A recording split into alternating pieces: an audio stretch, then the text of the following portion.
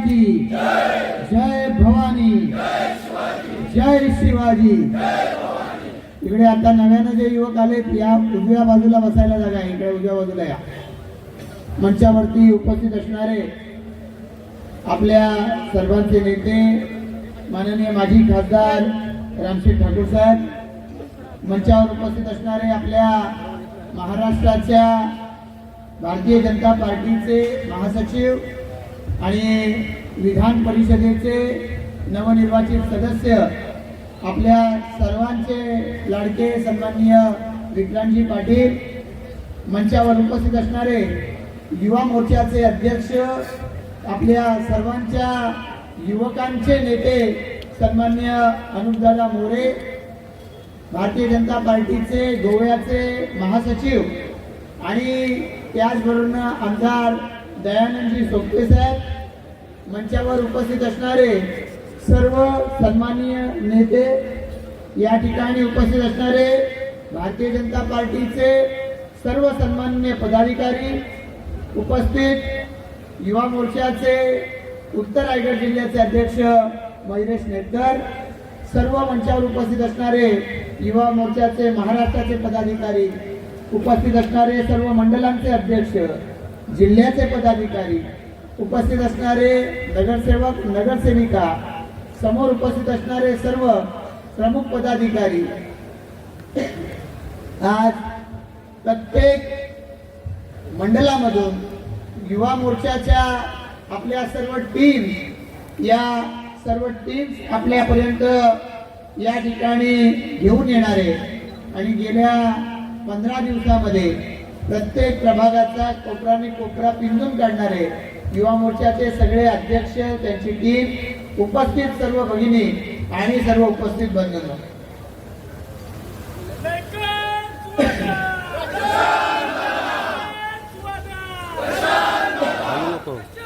आज आपण सारी मंडळी या ठिकाणी शंखनाद करण्यासाठी एकत्र झालेला आहे। आज खरं तर आपल्या भारतीय जनता पार्टीची उमेदवारांची आणखीन एक यादी जाहीर झाली।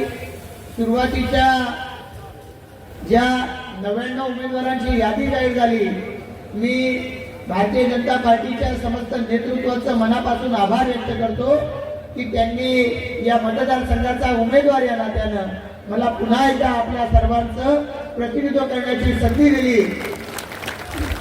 आपल्या देशाचे पंतप्रधान माननीय नरेंद्र मोदी साहेब, राष्ट्रीय अध्यक्ष JP नड्डाजी, त्याचबरोबर सर्व केंद्रीय नेतृत्व, राज्याचे आपले नेते सन्माननीय देवेंद्र फडणवीस साहेब, अध्यक्ष चंद्रशेखर बावनकुळे साहेब, सर्व राज्याचे नेते, या सर्वांचं मी आपल्या सर्वांना या ठिकाणी पुन्हा एकदा आपल्या सर्वांचं प्रतिनिधित्व करण्याची संधी पक्षानं मला दिली। मी पक्षाचा मनापासून आभार व्यक्त करतो। आपल्या सर्वांच्या सोबतीनं मी पक्षाच्या नेतृत्वाला धन्यवाद देतो। तर या पनवेल मतदारसंघामध्ये काम करत असताना आपल्या सर्वांच्या बरोबरीनं या मतदारसंघामध्ये विकासाच्या दृष्टिकोनातून खूप काम करायला मिळालेलं आहे। या मतदारसंघाचं प्रतिनिधित्व करत असताना 2009 साली सुरुवात या मतदारसंघाचा आमदार म्हणून करायला सुरुवात झाली आणि त्यानंतर मग शहरी भाग असू द्या, ग्रामीण भाग असू द्या, या परिसरामध्ये वेगवेगळ्या पद्धतीचे प्रश्न हाताळण्याच्या दृष्टिकोनातून आपल्या सर्वांची ताकद मला सातत्याने मिळाली आहे। भारतीय जनता पार्टीच्या माध्यमातून एक आमदार म्हणून निवडला जात असताना या मतदारसंघामध्ये मग सुरुवातीला टोलचा विषय, ज्या टोलच्या विषयावरून या पनवेल परिसरामध्ये 2014 साली एका अर्थानं रणकंदन माजलेलं होतं, पण देवेंद्र फडणवीस साहेब 2014 साली भारतीय जनता पार्टीचे प्रदेशाध्यक्ष होते आणि भारतीय जनता पार्टीमध्ये प्रवेश करत असताना त्यांनी शब्द दिला, तुमच्या मतदारसंघाचा पनवेल परिसराचा टोलचा प्रश्न आपण नक्की सोडवून दाखवू। आणि मला अभिमान आहे आपल्या नेत्याचा की कितीही अधिकाऱ्यांनी त्यांना वेगवेगळ्या पद्धतीने अडचणी सांगितल्या, पण त्यांनी निर्धार केला आणि त्यांनी सांगितलं आपण प्रशांत ठाकूरला शब्द दिलाय हा टोल आपल्याला माफ करावा लागेल आणि 2015 सालाच्या जून महिन्यामध्ये तो टोल माफ झालेला आपल्याला सगळ्यांना आढळला।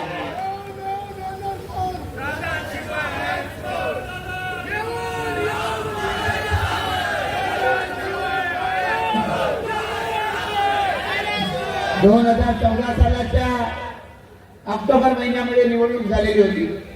टोलचा विषय त्यावेळेला मोठा होता, पण 2015 सालाच्या 1 जून पासून खारघर, कामोटा, टोल नाके केवळ पनवेलकरांसाठी नाही, देशातल्या सगळ्या लहान वाहनांसाठी त्यावेळेला पहिल्यांदा भारतीय जनता पार्टीच्या नेतृत्वाखालच्या सरकारनं ते त्यावेळेला टोल मुक्त केले आणि तेव्हापासून खऱ्या अर्थानं टोल मुक्तीची वाटचाल आपल्या महाराष्ट्रामध्ये सुरू झाली.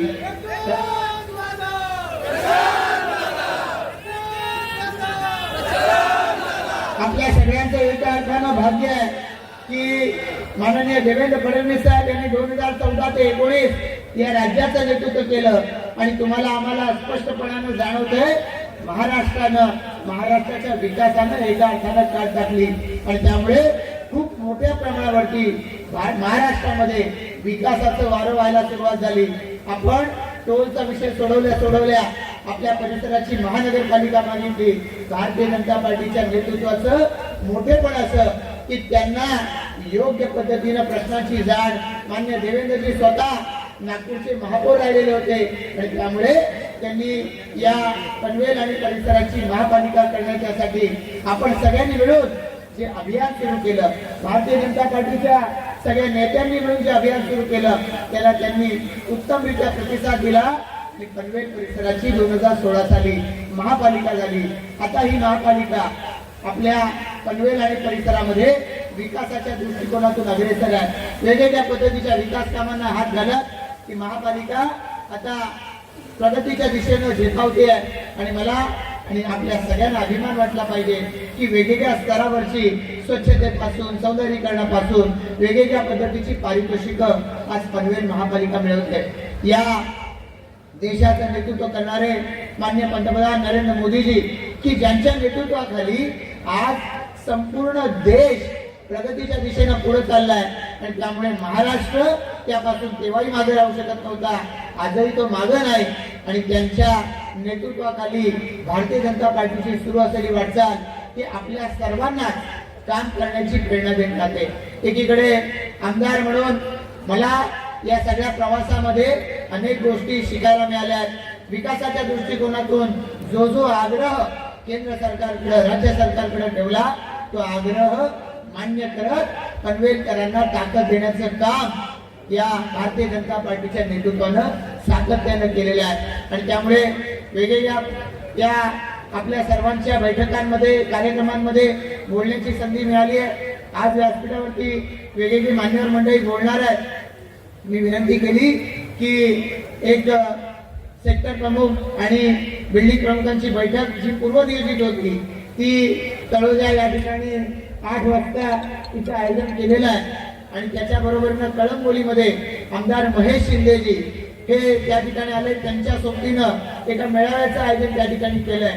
त्यामुळे मी सुरुवातीला आपल्या सर्वांसमोर मनोगत व्यक्त करण्यासाठी उभा आहे, पण आपल्या सर्वांच्या सोबतीनं या पनवेलच्या विकासामध्ये शहरी भाग असू द्या, ग्रामीण भाग असू द्या, या प्रत्येक ठिकाणी काम करत असताना तुमच्या सगळ्यांची ताकद ही सातत्याने मिळत राहिली. ज्येष्ठांचं मार्गदर्शन तर मिळतंय, पण युवा वर्गाचं विशेषत्वानं सहकार्य हे आज प्रचंड प्रमाणामध्ये आजवर मिळालेलं आहे. आजही आपण पक्षानं विक्रांतजी केवळ सांगितलं अनुपजी की तुम्हाला बाईक रॅली काढायची आहे आणि मला वाटतं एकाच दुसरा दिवस चौला पावसाचा तर याच्यामध्ये कुठेही खंड पडलेला नाही. मी मयुरेश केतकर यांचं युवा मोर्चाच्या सर्व आमच्या मंडलाध्यक्षांचं मनापासून अभिनंदन करतो की प्रचंड ताकदीनं या आयोजनासाठी त्यांनी पुढाकार घेतला आणि आपण सर्वांनी त्यांना या ठिकाणी पाठबळ दिलं. परेश ठाकूर हे सातत्यानं युवा मोर्चाच्या आपल्या या सर्व सहकार्यांना मार्गदर्शन करत असतात आणि ही सारी मंडळी आज या ठिकाणी जे उत्साहानं सहभागी झालेले आहेत या सगळ्यांनाही परेश ठाकूर यांचं मार्गदर्शन हे सातत्यानं मिळत राहतं. या पनवेल आणि परिसराच्या दृष्टिकोनातून युवा वर्गाच्या दृष्टिकोनातून एक अतिशय महत्वाचा असा टप्पा हा मतदारसंघ पनवेल उरणचा परिसर आता पाहतोय आणि म्हणून अनुपजी आज आपण या ठिकाणी आलेला आहे. आज या सगळ्या परिसरामध्ये इथं राहणारा आमचा गावामधला तरुण असेल, इथं शहरांमधून राहणारा आमचा युवा असेल, या प्रत्येकाच्या दृष्टिकोनातून हा मतदारसंघ किंवा पनवेल उरणचा सध्याचा काळ हा येत्या काही वर्षानंतर सुवर्ण काळ म्हणून नोंदला जाणार आहे. प्रचंड प्रमाणामध्ये या देशाचे पंतप्रधान नरेंद्र मोदी यांच्या नेतृत्वाखाली विकासाचा जणू झंझावात आपल्या महाराष्ट्रामध्ये आणि विशेषतः पनवेल उरणच्या परिसरात आहे. आपण पाहिलं 12 जानेवारीला जागतिक युवा दिन असतो. या जागतिक युवा दिनाच्या दिवशी आपल्या देशाचे युवांचं प्रेरणास्थान नरेंद्र मोदीजी आपल्या पनवेलमध्ये विमानतळाच्या भूमीवरती आले. अटल सेतूचं त्यांनी उद्घाटन केलं आणि त्या अटल सेतूच्या उद्घाटनाबरोबर या पनवेल तालुक्याबरोबर मुंबईचं नातं अधिक प्रकर्षानं जोडलं गेलंय आणि विकासाची दारं ही खूप मोठ्या प्रमाणावरती मुंबईकरांसाठी आणि विशेषत्वानं पनवेलकरांच्यासाठी जोडली गेलेली आहे. ज्या विमानतळाच्या भूमीवरती तो कार्यक्रम झाला, अक्षरशः लाखांच्या संख्येनं या ठिकाणी आपण सर्व मंडळी जमलेलो होतो. पंतप्रधानांनी पुढच्या काळातलं विकासाचं चित्र आपल्या सर्वांच्या समोर उलगडून दाखवलं. ज्या ठिकाणी हा कार्यक्रम झाला त्या विमानतळाच्या भूमीला आता लोकनेते दिबा पाटील साहेबांचं नाव दिलं जायचं आहे आणि या लोकनेते दिबा पाटील विमानतळाच्या माध्यमातून येणाऱ्या 6 महिन्यामध्ये आपल्या पनवेल उरण परिसरामध्ये वेगवेगळ्या पद्धतीचे उद्योगधंदे येतील, वेगवेगळ्या पद्धतीच्या नोकरीच्या, रोजगाराच्या, स्वयंरोजगाराच्या संधी त्या माध्यमातून निर्माण होणार आहे. आणि त्यामुळे हा जो तरुण वर्ग या ठिकाणी बसलेला आहे, मला आपल्या सगळ्यांना या ठिकाणी आश्वस्त करायचं आहे की आपल्या सगळ्यांचं सुदैव देशाचं नेतृत्व माननीय पंतप्रधान मोदीजी 3ऱ्यांदा पंतप्रधान झाले आणि सलग 3ऱ्यांदा पंतप्रधान होण्याचा विक्रम माननीय नरेंद्र मोदी साहेबांनी केला. या सर्वसामान्य जनतेचा, देशाच्या जनतेचा विश्वास त्यांनी संपादन केलेला आहे आणि त्यांच्या नेतृत्वाखाली विकासाच्या प्रत्येक संधी देशामधल्या प्रत्येक राज्याला मिळते. पण ज्या वेळेला आपल्या परिसरामध्ये हा विमानतळ होणार आहे, हा विमानतळ झाल्यावरती असं म्हटलं जातं की एक विमानतळ होण्याच्यामुळे आपल्या सगळ्या परिसरामध्ये वेगवेगळ्या पद्धतीनं या देशाची अर्थव्यवस्था, ही देशाची अर्थव्यवस्था खूप मोठ्या प्रमाणावरती वाढीस लागत असते आणि एक विमानतळ नव्या मुंबईचा जेव्हा होईल तेव्हा या देशाचा जो GDP आहे हा 1% वाढतो. म्हणजे देशामधल्या सगळ्या संसाधनांमध्ये या ठिकाणी 1% भर पडते. आपल्या सर्वांच्या माहितीसाठी हा आकडा 1% म्हणजे किती होतो तर 33,750 कोटी रुपये, 33,750 कोटी रुपये एका विमानतळाच्या मुळे देशाचं उत्पन्न वाढणार आहे आणि त्याच्यामध्ये सगळ्यात महत्वाचा हिस्सा आपल्या पनवेल उरण तालुक्याचा असणार आहे. या सगळ्या उद्योगधंद्यामध्ये आपल्या सगळ्यांना योग्य पद्धतीचं प्रशिक्षण असेल तर चांगल्या पद्धतीचे रोजगार उपलब्ध होणार आहेत. आपल्या हिकमतीवरती आपण वेगवेगळे उद्योग निर्माण करू शकणार आहोत, वाढवू शकणार आहोत आणि या दृष्टिकोनातून देखील आपल्या पनवेलच्या भूमीमध्ये गेल्या वर्षी माननीय मुख्यमंत्री आले, माननीय देवेंद्र फडणवीस साहेब आले आणि त्यांनी एक भूमिपूजनाचा कार्यक्रम केला. तो म्हणजे आता ज्याला रतन टाटांचं नाव दिलं, महाराष्ट्र सरकारची पहिलं कौशल्य विद्यापीठ हे आपल्या पनवेलमध्ये स्थापन झालेलं आहे आणि इथून पुढे महाराष्ट्रामध्ये ते काम करणार आहे. त्याच्या माध्यमातून हे छोटे छोटे स्किल्स जे आपल्याला आपल्या पदवी शिक्षणानंतर, आपल्या वेगवेगळ्या पद्धतीच्या शिक्षणानंतर मदत करतील. त्यामुळे या विमानतळाच्या आतमध्ये आणि विमानतळाच्या परिसरामध्ये उद्योगाच्या संधी या युवकांना इथे घेता येणार आहेत आणि माझी नक्कीच खात्री आहे की तुमच्यासारखे सर्व सहकारी जे आज या ठिकाणी भारतीय जनता पार्टीचं काम गावागावापर्यंत वाढवत आहेत, आपल्या गावामधल्या सर्व तरुणांना या संधीचा फायदा मिळवून देण्यासाठी प्रयत्न करतील. आज या सगळ्या परिसराला येणाऱ्या कालावधीमध्ये प्राप्त होणारं महत्व लक्षात घेता या विधानसभा निवडणुकांना प्रचंड महत्व प्राप्त झालंय. 2.5 वर्ष आपण विरोधामध्ये काढली आणि आपण पाहिलं रोज वेगवेगळ्या पद्धतीच्या केसेस तरुणांवरती होत होत्या. नको त्या पद्धतीच्या गुन्ह्यांमध्ये, खोट्या नाट्या गुन्ह्यांमध्ये आपल्या सर्वांना अडकवलं जात होतं. माझ्या व्यक्तिशः माझ्यावरती विमानतळाच्या बाबतीमधल्या 6 केसेस या 1 वर्षामध्ये दाखल झाल्या, 9 केसेस या 2.5 वर्षामध्ये माझ्यावरती दाखल झालेल्या आहेत. या सगळ्याच्या माध्यमातून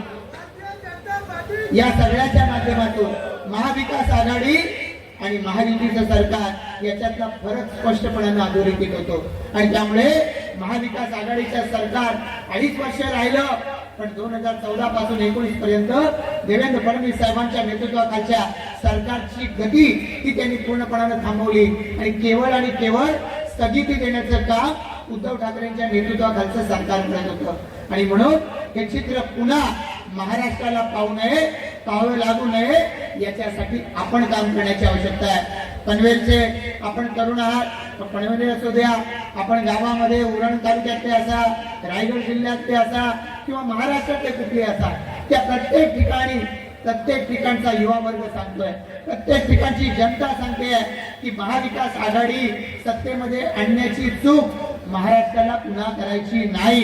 आणि त्यामुळे फक्त आणि फक्त महायुतीचं सरकार या महाराष्ट्रामध्ये आलं पाहिजे. भारतीय जनता पार्टी ताकदीनं या महाराष्ट्रात उभी राहिली पाहिजे. याची जबाबदारी आपणा सर्व युवा वर्गाची आहे आणि ती स्वीकारण्यासाठी आपण सर्वांनी सज्ज झालं पाहिजे. इतकंच आवाहन या निमित्तानं आपल्या सर्वांसमोर करतो. या व्यासपीठावरती सर्व मान्यवर मंडळी आले त्या सगळ्यांचं मी मनापासून स्वागत करतो. आणि या विधानसभेचा उमेदवार या नात्यानं मला आपण जे पाठबळ देत आहे, या येणाऱ्या 20 तारखेपर्यंत आपल्या सगळ्यांच्या भरवशावर निवडणुकीच्या प्रचारासाठी मला या ठिकाणी काम करायचं आहे आणि सर्वसामान्य जनतेच्या समोर जायचं आहे. मला खात्री आहे तुमच्या सगळ्यांच्या पाठबळाच्या आधारावरती हे या मतदारसंघामध्ये पुन्हा एकदा विजय मिळवण्याचं उद्दिष्ट मोठ्या मताधिक्यानं आपण गाठल्याशिवाय राहणार नाही. त्यासाठी तुमच्या सगळ्यांच्या मेहनतीची आवश्यकता आहे. जी मेहनत ही येणाऱ्या 20 तारखेपर्यंत तुम्ही कराल, पुढच्या संपूर्ण आयुष्यभरामध्ये तुमच्या सगळ्यांना तितक्याच ताकदीची तोलामोलाची साथ देऊन मी हे पूर्ण करेन. इतकी ग्वाही या निमित्ताने देऊन थांबतो. जय हिंद, जय महाराष्ट्र. धन्यवाद.